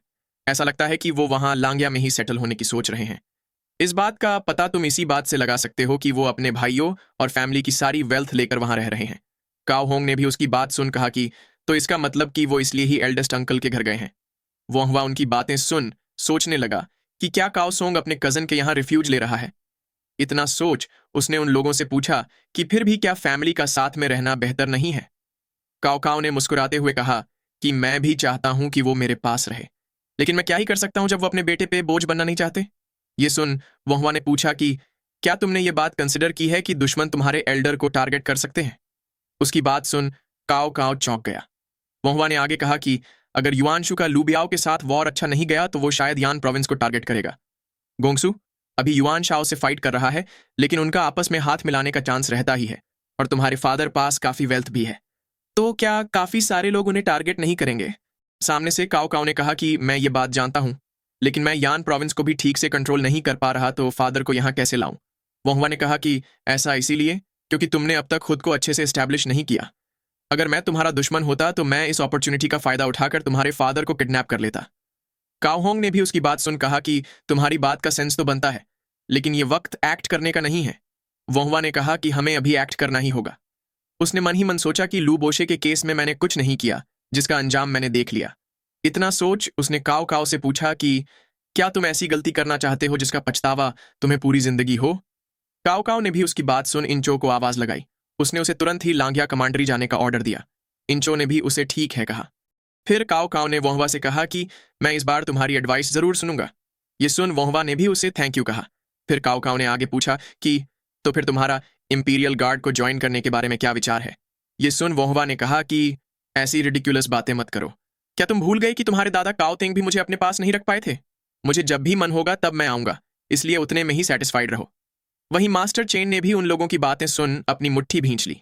काओ होंग वोंगवा से बोल रहा था कि तुम ज्यादातर स्ट्रैटेजिस्ट से बेहतर हो। वोंगवा ने उसकी बात नकारते हुए कहा कि स्ट्रैटेजिस्ट कई ज्यादा बेहतर होते हैं। काओ काओ ने कहा कि शायद ऐसा तुम्हारे फ्री दिमाग से सोचने की वजह से है। वैसे तुम्हारे हिसाब से वर्स्ट केस सिनेरियो क्या रहता? वोंगवा ने बताया कि वो रहता युआनशु का गोंगसू के साथ हाथ मिला लेना और एल्डर को किडनैप कर लेना। वो काफी ज्यादा खराब होता।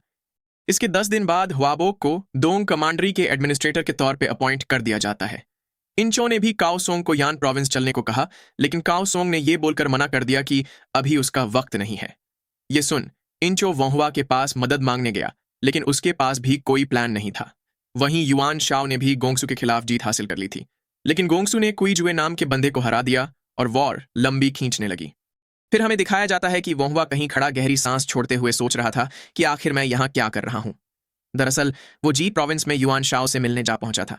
उसने अंदर जाकर युआन शाओ को ग्रीट किया। युआन शाओ उसे देख पूछने लगा कि आखिर तुम यहाँ क्या कर रहे हो? वोंगवा ने बताया कि मैं कर्ज कलेक्ट करने आया हूँ। ये सुन युआन शाओ सरप्राइज हो गया। फिर वो चिढ़कर पास्ट याद करते हुए सोचने लगा कि मैंने काओ काओ की वजह से इसे फालतू में प्रॉमिस कर दी है। फिर थोड़ी देर बाद वोंगवा ने उससे पूछा कि गोंगसुन तुम्हें सिर दर्द दे रहा है, राइट? सामने से युआन शाओ ने कहा कि मैं उसे संभाल सकता हूँ। वो कोई ऐसी चीज नहीं है जिसके बारे में एक मामूली फिजिशियन को चिंता करनी चाहिए। ये सुन वोंगवा ने कहा कि एक इससे भी ज्यादा दिक्कत वाली सिचुएशन खड़ी हो सकती है। गोंगसुन जुओ कमांडरी भाग गया है, लेकिन अब वो चिंग प्रोविंस को रिकवर कर रहा है। युआन शाओ ने कहा कि काओ काओ का चिंग प्रोविंस में येलो टर्बन्स को खत्म करना मेरे लिए मददगार है या जहर, लेकिन ये सिचुएशन काफी एम्बिग्युअस बन चुकी है। वोंगवा ने बताया कि काओ सोंग के बारे में चिंता करते हुए लड़ना कुछ ज्यादा ही था। खैर, काओ काओ सारे येलो टर्बन्स और ब्लैक माउंटेन बैंडिट्स को खत्म नहीं कर पाया, तो ऐसे में क्या होगा अगर गोंगसुन ने उन लोगों से हाथ मिला लिया? युआन शाओ भी उसकी बात सुन सोचने लगा कि मेरे स्ट्रैटेजिस्ट्स ने भी यही बोला है। गोंगसुन और माउंटेन बैंडिट्स दोनों ही मेरे एनिमीज हैं, इसीलिए उनका आपस में हाथ मिला लेना अजीब नहीं होगा। इतना सोच उसने वोंगवा को बताया कि मेरे कुछ स्ट्रैटेजिस्ट का यही कहना है। लेकिन तुम तो बोल रहे थे कि तुम यहाँ कर्ज कलेक्ट करने आए हो, तो फिर तुम एडवाइस क्यों दे रहे हो? वोंगवा ने पूछा कि तुम्हारा लू बू के बारे में क्या ख्याल है? ये सुन युआन शाओ ने सरप्राइज होते हुए पूछा कि तुम अचानक से लू बू की बात क्यों कर रहे हो? वोंगवा ने पूछा कि क्या तुमने रूमर्स नहीं सुने? लू बू दोंग जुओ का सिर लेकर युआन शू से मिलने गया है। युआन शाओ ने भी उसकी बात सुन कहा कि युआन शू फैमिली लिनिएज को लेकर काफी obsessed है, इसलिए दोंग जुओ का सिर उसके लिए अच्छी ट्रॉफी हो सकता है, इसलिए वो शायद लू बू को एक्सेप्ट कर ले। दरअसल युआन शाओ ऐसा इसलिए बोल रहा था क्योंकि युआन फैमिली और दोंग जुओ के बीच दुश्मनी थी। युआन शू युआन फैमिली का सबसे ज्यादा लेजिटिमेट वारिस था, जबकि युआन शाओ एक सर्वेंट औरत से पैदा हुआ बेटा था। उसने वोंगवा से आगे पूछा कि तो फिर तुम यहाँ क्यों आए हो? क्या तुम काओ काओ के अंडर नहीं थे? वोंगवा ने बताया कि मैं काओ काओ के क्लोज हूँ। ये सुन युआन शाओ ने कहा कि तुम स्टूपिड नहीं हो, इसलिए तुमने कहा होगा कि तुम काओ काओ के फायदे के लिए कर्ज कलेक्ट करने आए हो, लेकिन ये कोई ऐसी चीज नहीं है जिसके लिए मैं तुरंत ही तैयार हो जाऊं। क्या तुम ये चाहते हो कि मैं क्रेडिट ले लूं? वोंगवा उसकी बातें सुन सोचने लगा कि आखिर ये उस डायरेक्शन में क्यों जा रहा है। इतना सोच उसने बोलना शुरू किया कि चाहे युआन शू लूबू को एक्सेप्ट करे या ना करे, लेकिन लूबू फिर से वहां से निकल जाएगा। ऐसे में शायद वो तुम्हारे पास आ सकता है। अगर तुम लूबू को अपने साथ रखने का सोच रहे हो तो प्लीज उसे जितना हो सके उतना ज्यादा वक्त तक रखना। ये सुन युआन शाओ हैरान रह गया। वो पूछने लगा कि क्या तुम्हें ये लगता है कि मैं उसे रख लूंगा? वोंगवा ने मुस्कुराते हुए पूछा कि क्या तुम उसे नहीं रखोगे? युआन शाओ ने गहरी सांस छोड़ते हुए कहा कि उसके बारे में मुझे देखना होगा। वोंगवा ने आगे कहा कि लूबू के जैसा काबिल जनरल हर रोज नहीं मिलता और तुम गोंगसू से बिना किसी चीज के नहीं लड़ सकते। तो ऐसे में वो वक्त जरूर आएगा जब तुम लूबू को अपने पास रखो। अगर वो वक्त आता है तो मैं इतना कहना चाहता हूं कि उसे पूरी तरह से यूज करना और जितना ज्यादा हो सके उतने लंबे वक्त तक अपने साथ रखना। युआन शाओ ने पूछा कि कितने वक्त तक? वोंगवा ने कहा कि 10 साल जितना। ये सुन युआन शाओ पूछने लगा कि क्या तुम पागल हो गए हो? वोंगवा ने कहा कि तो फिर जब तुम्हें लगे कि तुम लूबू को और ज्यादा नहीं सह सकते तब उसे हमारी प्रॉमिस के खातिर एक और चांस दे देना। ये सुन युआन शाओ ने कहा कि जब तक तुम मुझे ये नहीं बताते कि इससे तुम्हारा क्या फायदा होगा तब तक इसका पक्का जवाब देना मुश्किल है। वोंगवा ने बताया कि मैं नहीं चाहता कि लू बू मेरे प्लान्स में इंटरफियर करे। युआन शाओ भी उसकी बात पर विचार करने लगा। फिर उसने कहा कि ठीक है, मैं उस जानवर को रख लूंगा, लेकिन मैं ऐसा सिर्फ तभी करूंगा जब वो खुद शेल्टर मांगते हुए यहां आए। वोंगवा ने भी मुस्कुराते हुए कहा कि तुम्हें लूबू को ढूंढने जाने की कोई जरूरत नहीं है। युआन शाओ भी उसकी बात से अग्री करते हुए बोलने लगा कि उस बंदे को कोई ऐरा गैरा कंटेन नहीं कर सकता, सिर्फ मेरे जैसा ही कोई उसे रख सकता है। वोंगवा ने भी उसे हाँ में जवाब दिया। ये सुन युआन शाओ ने खड़े होते हुए कहा कि तो इसके साथ ही काओ काओ का मुझ पे जबरदस्ती डाला गया कर्ज खत्म होता है, लेकिन क्या यह सच है कि तुम काओ काओ के अंडर नहीं हो? वोंगवा ने उसे हाँ में जवाब दिया। ये सुन युआन शाओ ने पूछा कि तो फिर अगर मैं गोंगसुन से फाइट करूं तो क्या इसका मतलब यह है कि तुम मेरे घायल सोल्जर्स को ट्रीट करोगे? वोंगवा ने कहा कि एक डॉक्टर को वहां जाना ही चाहिए जहां पेशेंट्स हो, इसलिए मैं तुम्हारे सोल्जर्स को ट्रीट जरूर करूंगा, लेकिन साथ ही मैं गोंगसुन के सोल्जर्स को भी ट्रीट करूंगा। डॉक्टर वो होता है जो पेशेंट्स को ठीक करे, ना कि वो जो किसी पक्ष को एडवांटेज दे। ये सुन युआन शाओ ने पूछा कि अगर मैं काओ काओ से लड़ता तो भी क्या तुम दोनों तरफ के घायलों को फेयरली ट्रीट करते? वोंगवा ने उसे हाँ में जवाब दिया।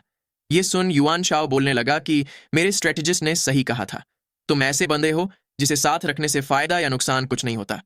इसके बाद वोंगवा वहां से वापस जाने के लिए निकल जाता है। वो जाते हुए सोच रहा था कि सच कहूं तो मुझे युआन शाओ से ये फेवर मांगने की कोई जरूरत नहीं थी। मैं इतना दूर आकर काओ काओ को लूबू से बुरी तरह हारते हुए नहीं देखना चाहता था। काओ काओ की मदद करना जरूरी है। हमने यान प्रोविंस का बैटल तो संभाल लिया है और मुझे काओ काओ के युआनशू से होने वाले बैटल के बारे में भी चिंता करने की कोई जरूरत नहीं है। दरअसल वोंगवा ऐसा इसलिए बोल रहा था क्योंकि हिस्ट्री के मुताबिक काओ काओ ने युआनशू को बैटल में हरा दिया था। फिर वोंगवा मुस्कुराते हुए अपने सामने खड़ी सियोन को देख सोचने लगा कि अभी के लिए मैं अपने लोगों के लिए अपना बेस्ट दूंगा, ताकि बाद में मुझे कोई रिग्रेट्स ना रहे। सियोन भी वोंगवा को देख खुश होते हुए उसे गले आ लगी। फिर थोड़ी देर बाद वो वोंगवा से बोल रही थी कि मुझे काफी खुशी है कि तुम सेफली वापस आ गए। वोंगवा ने कहा कि यह तुम्हारे कंसर्न की वजह से ही हुआ है। सियोन ने उसे देख गुस्से वाले एक्सप्रेशंस के साथ कहा कि तुम्हारा स्वभाव देखकर तो मैं तुम्हें बैटलफील्ड से दूर ही रखना चाहती हूँ। अगर तुम मेरे पास होते तो अच्छा होता, लेकिन तुम तो मुझे बैटलफील्ड के आसपास भी नहीं आने देते। न सिर्फ इतना, बल्कि अब तो ऐसा लगता है कि मेरे हाथ भी स्टिफ हो रहे हैं। वोंगवा भी उसकी बात सुन सोच में पड़ गया। फिर उसने सियोन से कहा कि तो फिर प्लीज अगली जनरेशन को नर्चर करो। तुम मेरी सबसे बेस्ट डिसाइपल हो। तुमने मुझसे और फादर इन लॉ दोनों से ही सीखा है, इसलिए तुम एक्सेलेंट डिसाइपल्स रेज कर पाओगी। ये सुन सियोन ने कहा कि अगर मैंने तुम्हारी तरह सिखाया तो सारे लोग भाग जाएंगे। वोंगवा ने कहा कि उन लोगों को पाइन कोन्स की तरह रगड़ना, उन्हें मेरी तरह पागलों की तरह मत रगड़ना। अगर तुम इसके लिए तैयार हो तो हम तुरंत ही लोगों को इकट्ठा करना शुरू कर देंगे। साथ ही फादर इन लॉ को भी इन्वाइट करना, हम उनसे भी सर्जिकल मेथड सिखवाएंगे। तुम्हारा अच्छे से ख्याल ना रखने के लिए मैं माफी चाहता हूं। अब से मैं और ज्यादा ध्यान दूंगा। सियोन ने भी मुस्कुराते हुए उसे थैंक यू कहा। फिर उसने डिटर्मिन्ड होकर कहा कि मैं उन्हें पढ़ाने के लिए अपना बेस्ट करूंगी। ये सुन वोंगवा ने कहा कि तो फिर उनमें से सिर्फ केपेबल बंदों को ही मेरे पास भेजना, क्योंकि मैं उनकी फिर से स्क्रीनिंग करूंगा। इसके बाद हमें 10 दिन बाद का सीन दिखाया जाता है। वोंगवा कुछ देख परेशान हो रहा था। दरअसल वहां पर फिजिशियन बनने के लिए काफी सारे बंदे आए थे। वोंगवा इतने सारे बंदे देख हैरान रह गया। तभी सियोन उन लोगों को वेलकम करने लगी। उसने सारे लोगों को लाइन में खड़े रहने को बोल रजिस्टर फिल करने को कहा। वोंगवा ने उसे इतना खुश देख सोचा कि अगर मुझे यह पहले से पता होता तो मुझे डिसाइपल्स को थोड़ा और जल्दी ले लेना चाहिए था। तभी उसकी नजर किसी चीज पर गई। उसने जाकर लाइन में खड़े अपने ससुर यानी कि मिरेकल फिजिशियन को पकड़ लिया। वो उन्हें साइड में ले जाकर पूछने लगा कि आप लाइन में क्यों खड़े हैं? मैं अपने ससुर को डिसाइपल का डिसाइपल कैसे बना सकता हूं? मिरेकल फिजिशियन भी अपने पकड़े जाने पर हंसने लगा। फिर वोंगवा ने चिल्लाते हुए लाइन में खड़े मास्टर झांग को आवाज लगाई। वो भी अपने पकड़े जाने पर बहाना बनाकर हंसने लगा। ये सब देख रही सारा ने भी ओबो से कहा कि अब तुम काफी बिजी हो जाओगे, ओबो ने मुस्कुराते हुए कहा कि ऐसे बिजी होना ही अच्छा है। ये सुन उसका हाथ पकड़कर खड़ी सारा ने गुस्से से कहा कि तो फिर हम मिलेंगे कब? जब तुम्हारा काम खत्म हो जाए तब हम मिलेंगे। ओबो ने भी उसे ठीक है कहा। ऐसे ही साल 192 का अगस्त महीना आ जाता है। ब्लैक माउंटेन बैंडिट्स जी प्रोविंस में युआन शाओ से लड़ाई कर रहे थे। गोंगसुन ने उन ब्लैक बैंडिट्स के साथ हाथ मिला लिया। युआन शाओ ने उनके खिलाफ अपने स्ट्रॉन्ग होल्ड ये काउंटी में डिफेंड किया। फिर हमें साल 192 के सितंबर महीने में जी प्रोविंस के युआन शाओ के रेजिडेंस का सीन दिखाया जाता है। लूबू युआन शाओ से मिलने जा पहुंचा था। उसने युआन शाओ को ग्रीट किया। वो उसे बताने लगा कि कैसे उसका युआन शू के साथ झगड़ा हो गया था। युआन शाओ ने उसकी बात बीच में ही काटते हुए कहा कि युआन फैमिली को मारने वाले तुम नहीं बल्कि दोंग झुओ था, और अब तुम मेरे पास उसका सिर लेकर आए हो, इसलिए हम पुरानी बातों को भूल सकते हैं। ये सुन लूबू ने पूछा कि क्या दोंगझुओ के सिर की वैल्यू इतनी ही है? युआन शाओ ने कहा कि उसे सजा देने के लिए तो उसकी बॉडी भी नहीं बची, इसलिए कीमत कम होना स्वाभाविक है। या फिर कहीं तुम मुझसे अपने फॉस्टर फादर को मारने के लिए रिवॉर्ड तो एक्सपेक्ट नहीं कर रहे ना? लूबू भी उसकी बात सुन परेशान हो गया। युआन शाओ ने आगे कहा कि तुम इंपीरियल कोर्ट को डिस्ग्रेस करने वाले, रेबल्स के लीडर और हमारी फैमिली के दुश्मन दोंगझुओ का सिर लेकर आए हो। इसके लिए मैं अपना ग्रेटिट्यूड एक्सप्रेस करना चाहता हूं। तुम यहां खुद को कंफर्टेबल कर सकते हो। ये सुन लूबू टेबल पे अपना हाथ पछाड़ते हुए गुस्से से बोलने लगा कि कंफर्टेबल करने से तुम कहना क्या चाहते हो? युआन शाओ ने मुस्कुराते हुए कहा कि मैं तुम्हें अनकंफर्टेबल होने को तो नहीं बोल सकता ना। सामने से लूबू ने कहा कि मैं यहां सिर्फ खुद को बचाने के लिए नहीं आया। मुझे एक आर्मी दो। मैं अपनी मार्शल एबिलिटी से उस कमीने गोंगसुन को यहां से बाहर भगा दूंगा।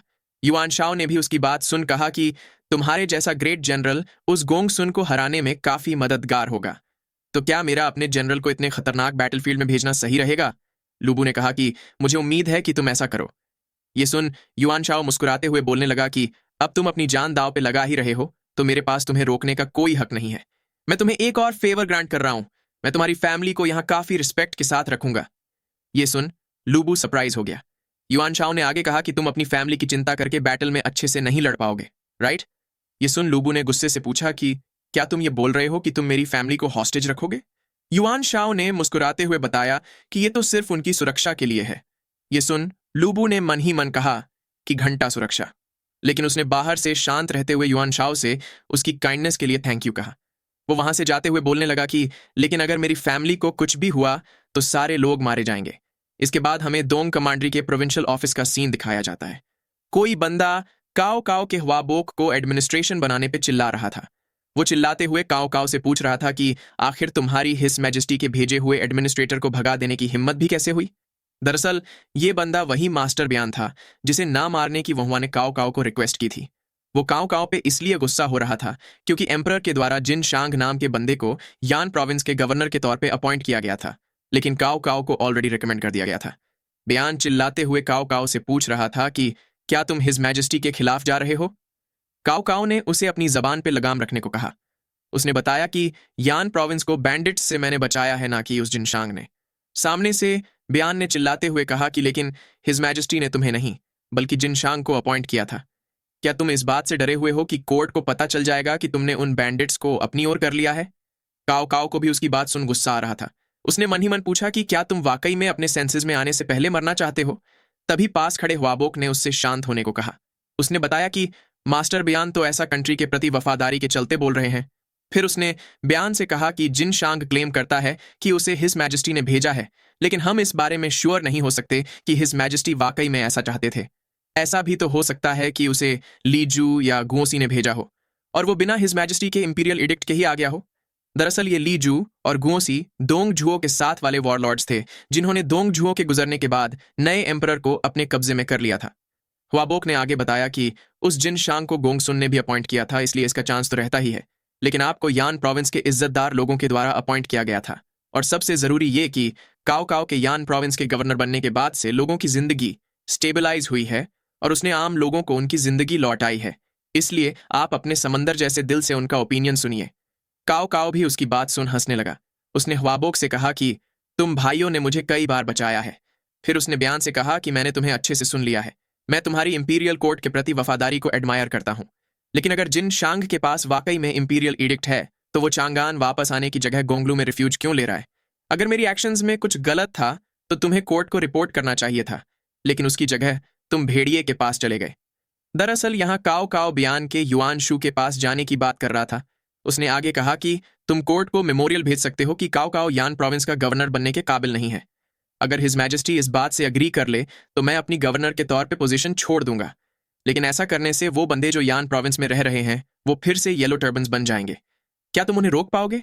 ये सुन बियान चिल्लाते हुए बोलने लगा कि तुम उन 10 अटेंडेंट्स से बिल्कुल भी अलग नहीं हो।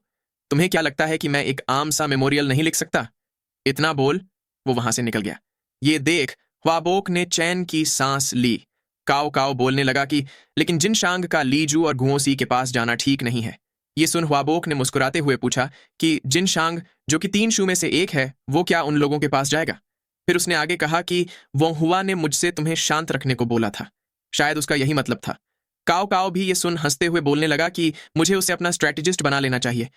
वहीं बाहर बयान गुस्से से जाते हुए सोच रहा था कि मेरी इंट्यूशन मुझे कह रही है कि काओ काओ को जिंदा छोड़ने से दुनिया में कैओस मच जाएगा। काओ काओ, मैं इसके लिए तुम्हें छोड़ूंगा नहीं। इतना सोच उसने अपने सर्वेंट से तुरंत ही निकलने की तैयारी करने को बोला। उसने गुस्से से कहा कि मुझे जी प्रोविंस जाना ही होगा। फिर सीन चियाओ काउंटी पे शिफ्ट होता है। वहां पर सियोन उन फिजिशियन बनने आए बंदों को पढ़ा रही थी। वोंगवा भी उन्हें स्टिचिंग करना सिखा रहा था। मास्टर झांग उन्हें मेडिसिन बनाना सिखाता था और ओबो और बियॉन उन्हें सर्जरी सिखा रहे थे। सारा भी पढ़ाने में सियोन की मदद कर रही थी। ऐसे ही हमें साल 193 के जनवरी महीने का सीन दिखाया जाता है। 6 महीने बाद आखिरकार उन बंदों का मेडिकल एकेडमी में बेसिक कोर्स खत्म हो चुका था। अब उनमें से टोटल 30 बंदे बचे थे। वोंगवा ने उन्हें देख कहा कि अब इन्हें 5 साल और रगड़ने के बाद वो डिसाइपल के तौर पे शुरुआत करने के लिए तैयार हो जाएंगे। वो बंदे भी 5 साल की बात सुन हैरान रह गए।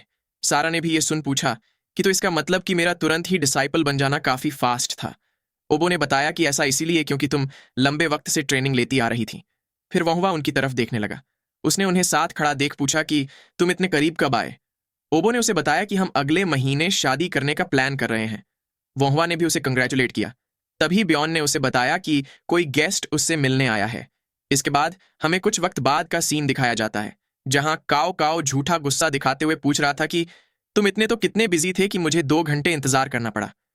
फिर वोंगवा ने उससे पूछा कि तुम तो काफी बिजी होंगे, तुम यहां क्यों आए हो? काओ काओ ने बताया कि मुझे बाईगुई से लेटर मिला है, इसलिए मैं कुछ वक्त के लिए चैन की सांस ले सकता हूं।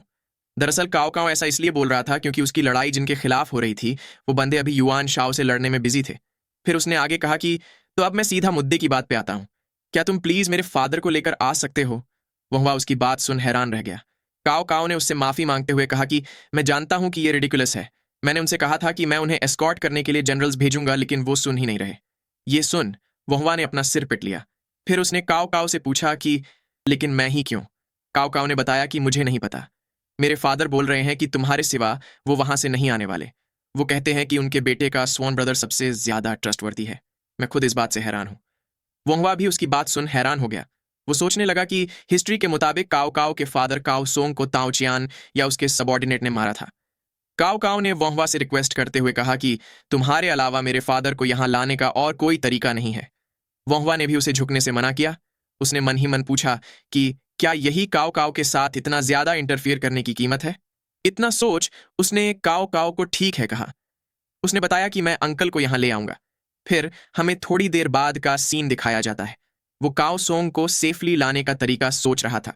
उसने सोचा कि हिस्ट्री के मुताबिक उस पर आक्रमण ताओ चियान की टेरिटरी या लांग्या से आते हुए ताई माउंटेन के पास किया गया था। वो जगह या तो लांग्या या फिर पेंगचेंग में से ही कोई है। काओ फैमिली का बेस चियाओ काउंटी है, इसीलिए वो यहां जरूर रुके होंगे। इसीलिए आक्रमण की जगह पेंगचेंग के होने के चांसेस हाईएस्ट है। अगर काओ सोंग को वाकई में ताओ चियान ने मारा था तो उसके लिए डायरेक्टली आक्रमण करना काफी आसान है क्योंकि उसका गवर्नमेंट ऑफिस दोंगहाई में है। अगर आक्रमण होना पहले से ही डिटरमिन्ड है तो मेरा कम से कम उसकी लोकेशन पता लगाना बेहतर होगा। किस्मत से चियाओ काउंटी और पेंगचेंग की जियोग्राफी मेरे दिमाग में ही है। तो चलो अब प्लान बनाते हैं। तभी हमें एक ब्लू बटरफ्लाई उड़ता हुआ दिखाई देता है। वो उड़ते हुए आसमान में जा रहा था। तभी वो टूट के बिखर गया। वहां अचानक से तेज रोशनी हो गई। वोंगवा भी अपनी खिड़की के बाहर देखने लगा। आसमान में बर्फ की बारिश के साथ तेज बिजली भी कड़क रही थी।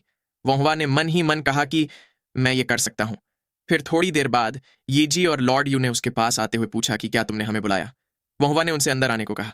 उसने उन लोगों को मैप दिखाते हुए बताया कि हम ये वाला रास्ता लेंगे। हम लांग्या से निकलकर माउंट ताई और लू स्टेट से होते हुए चियाओ काउंटी वापस आ जाएंगे। ये सुन यीजी ने कहा कि तो इसका मतलब कि हमें शुयान और यू प्रोविंस से गुजरना होगा।